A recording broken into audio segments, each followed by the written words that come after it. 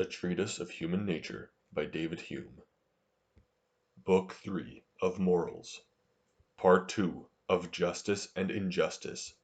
Section 7 of the Origin of Government. Nothing is more certain than that men are, in a great measure, governed by interest, and that even when they extend their concern beyond themselves, 'tis not to any great distance, nor is it usual for them in common life to look farther than their nearest friends and acquaintance. 'Tis no less certain that 'tis impossible for men to consult their interest in so effectual a manner, as by a universal and inflexible observance of the rules of justice, by which alone they can preserve society and keep themselves from falling into that wretched and savage condition which is commonly represented as the state of nature. And as this interest which all men have in the upholding of society, in the observation of the rules of justice, is great, so is it palpable and evident even to the most rude and uncultivated of human race, and 'tis almost impossible for any one who has had experience of society to be mistaken in this particular. Since, therefore, men are so sincerely attached to their interest, and their interest is so much concerned in the observance of justice, and this interest is so certain and avowed, it may be asked, how any disorder can ever arise in society, and what principle there is in human nature so powerful as to overcome so strong a passion, or so violent as to obscure so clear a knowledge. It has been observed in treating of the passions that men are mightily governed by the imagination, and proportion their affections more to the light under which any object appears to them, than to its real and intrinsic value. What strikes upon them with a strong and lively idea commonly prevails above what lies in a more obscure light, and it must be a great superiority of value that is able to compensate this advantage. Now as everything that is contiguous to us, either in space or time, strikes upon us with such an idea, it has a proportional effect on the will and passions, and commonly operates with more force than any object that lies in a more distant and obscure light.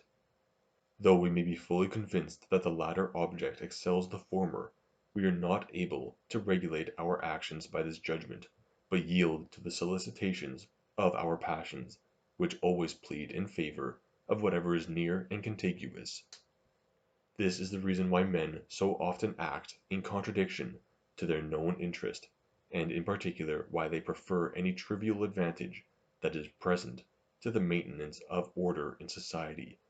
which so much depends on the observance of justice.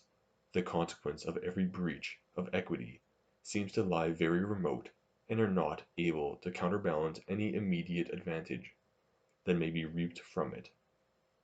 They are, however, nevertheless real for being remote, and as all men are in some degree subject to the same weakness, it necessarily happens that the violations of equity must become very frequent in society, and the commerce of men by that means be rendered very dangerous and uncertain. You have the same propension that I have, in favor of what is contiguous above what is remote. You are, therefore, naturally carried to commit acts of injustice as well as me. Your example both pushes me forward in this way by imitation, and also affords me a new reason for any breach of equity, by showing me that I should be the cully of my integrity, if I alone should impose on myself a severe restraint amidst the licentiousness of others. This quality therefore of human nature not only is very dangerous to society, but also seems on a cursory view to be incapable of any remedy. The remedy can only come from the consent of men, and of men being capable of themselves to prefer remote to contiguous, they will never consent to anything which would oblige them to such a choice, and contradict in so sensible a manner their natural principles and propensities.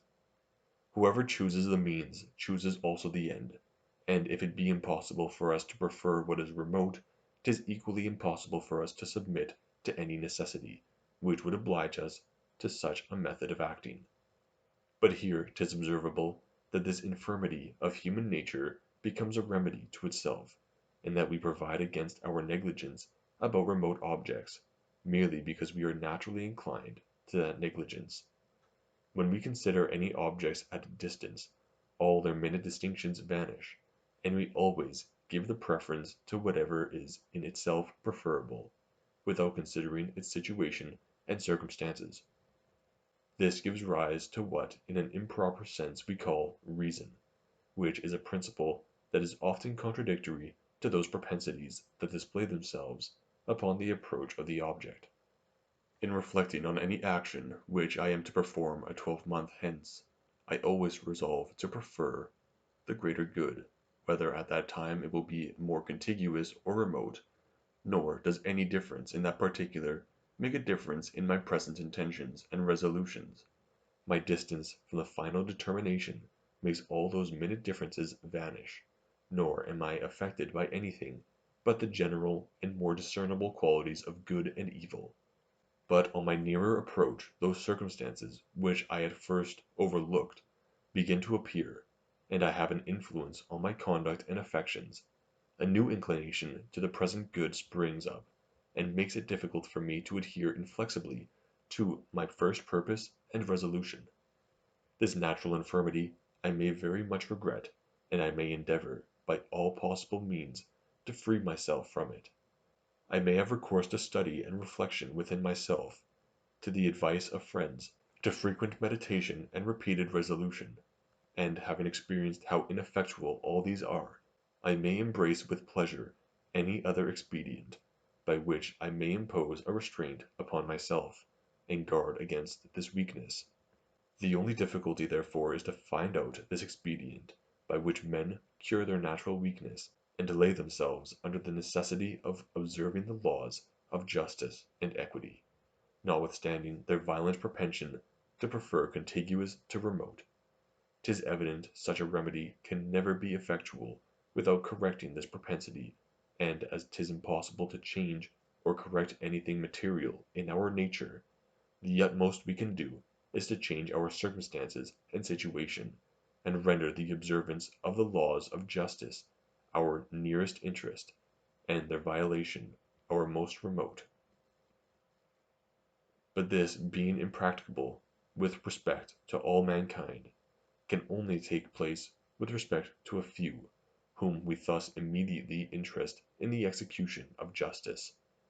These are the persons whom we call civil magistrates, kings and their ministers, our governors and rulers, who being indifferent persons to the greatest part of the state, have no interest, or but a remote one, in any act of injustice, and being satisfied with their present condition, and with their part in society, have an immediate interest in every execution of justice, which is so necessary to the upholding of society. Here then is the origin of civil government and society. Men are not able radically to cure, either in themselves or others, that narrowness of soul which makes them prefer the present to the remote. They cannot change their natures, all they can do is to change their situation, and render the observance of justice the immediate interest of some particular persons, and its violation their more remote. These persons then are not only induced to observe those rules in their own conduct, but also to constrain others to a like regularity, and enforce the dictates of equity through the whole society. And if it be necessary they may also interest others more immediately in the execution of justice, and create a number of officers, civil and military, to assist them in their government. But this execution of justice, though the principal, is not the only advantage of government. As violent passion hinders men from seeing distinctly the interests they have in an equitable behavior towards others, so it hinders them from seeing that equity itself, and gives them a remarkable partiality in their own favors. This inconvenience is corrected in the same manner as that above mentioned. The same persons who execute the laws of justice will also decide all controversies concerning them, and being indifferent to the greatest part of the society, will decide them more equitably than every one would in his own case. By means of these two advantages in the execution and decision of justice, men acquire a security against each other's weakness and passion, as well as against their own, and under the shelter of their governors begin to taste at ease the sweets of society and mutual assistance. But government extends farther its beneficial influence, and not contented to protect men in those conventions they make for their mutual interest.